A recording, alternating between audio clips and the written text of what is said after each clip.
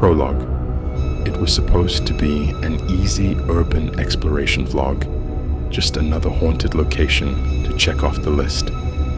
The Hollowbrook Asylum, abandoned for over 5 decades, stood as a decaying monument of forgotten horrors.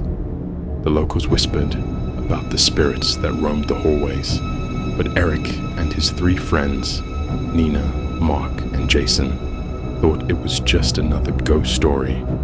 Armed with flashlights, cameras, and a hunger for thrill, they stepped into the asylum they should have never entered. Chapter 1. The Invitation of the Dark. The moment they stepped inside, a heavy silence swallowed them whole. The air was thick with the scent of mold and something more foul, something rotten. The peeling walls bore faded murals of twisted smiles, remnants of the asylum's history. "All right, let's get some footage and wrap this up before midnight," Eric whispered, though he wasn't sure why he was whispering. The group moved in, their flashlights piercing through the dust-laden air. Footsteps echoed in the long corridors, though some seemed out of sync with their own. They dismissed it as paranoia. Then came the first sign, an old wheelchair rolling from one side of the hallway to the other, with no one pushing it.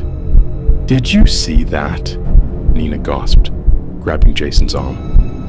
"It's probably just the wind," Mark reasoned, though his voice lacked confidence. Then, as if responding, a voice whispered from the darkness, "You are not supposed to be here." Chapter 2. The doors that never opened before shivers ran through them. Eric, ever the skeptic, decided to push forward. They stumbled into the asylum's main ward, a vast room littered with broken hospital beds, rusted IV stands, and shattered glass. Then, one of the doors they passed earlier, locked shut, suddenly creaked open behind them. "All right, that's freaky," Jason muttered, gripping his flashlight tighter. The group hesitantly approached the door.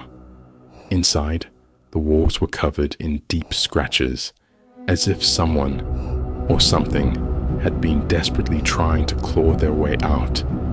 And in the middle of the room sat a single chair with leather straps, restraining straps, stained dark with something ancient. Then, the whispers began again. Chapter 3. The Shadow. Behind the mirror, a mirror stood in the corner, cracked and covered in grime. But when Eric wiped away the dust, his reflection wasn't alone. A shadow stood behind him, a faceless figure, its presence as suffocating as a noose tightening around his throat. "Run!"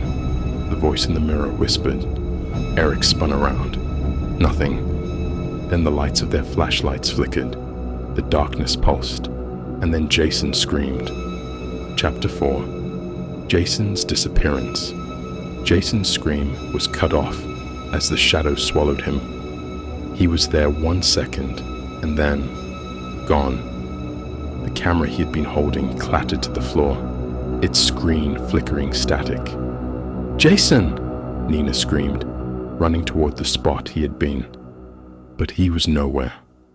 Only a trail of footprints leading down a corridor that wasn't there before.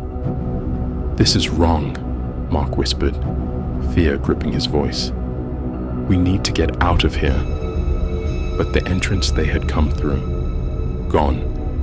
In its place stood a long, endless hallway, filled with doors, each one whispering, calling to them. Chapter 5. The Whispering Doors. Desperation set in as they ran from door to door, trying to open them, but every door led them back to the same hallway. Then, a slow, dragging sound echoed from behind them. A figure emerged from the darkness, Jason, or what was left of him.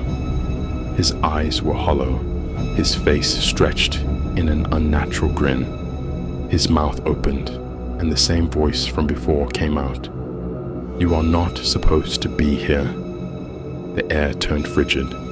Their breath turned to mist as Jason lunged. Nina shrieked, and Eric pulled her away. Mark swung his flashlight at Jason, but it passed through him like smoke. Then Jason's body twisted, bones cracking, stretching into something inhuman. Chapter 6. The Escape That Never Was. They ran, no longer caring where they went. They sprinted down the endless corridors, the whispers growing into screams. Then, a door ahead stood open, leading to what looked like the outside world. "Go!" Eric yelled, but as they neared it, a force yanked Mark backward. His scream was swallowed by the darkness as the door slammed shut. They were outside, or so they thought. Chapter 7. The Endless Loop. They gasped for breath, standing in the open field. The asylum loomed behind them, but something was wrong. The trees, the sky, the very air, it was all wrong. The asylum was still in front of them, even though they had just escaped it. Then, a voice echoed, now surrounding them from all sides. "You are not supposed to be here." And the doors of the asylum creaked open once more, inviting them back in. Epilogue. The footage was found a year later, near the remains of a camera covered in dust. No bodies were ever recovered. The Hollowbrook Asylum remains abandoned to this day, its deed, doors still standing open, waiting for the next visitors who will never leave.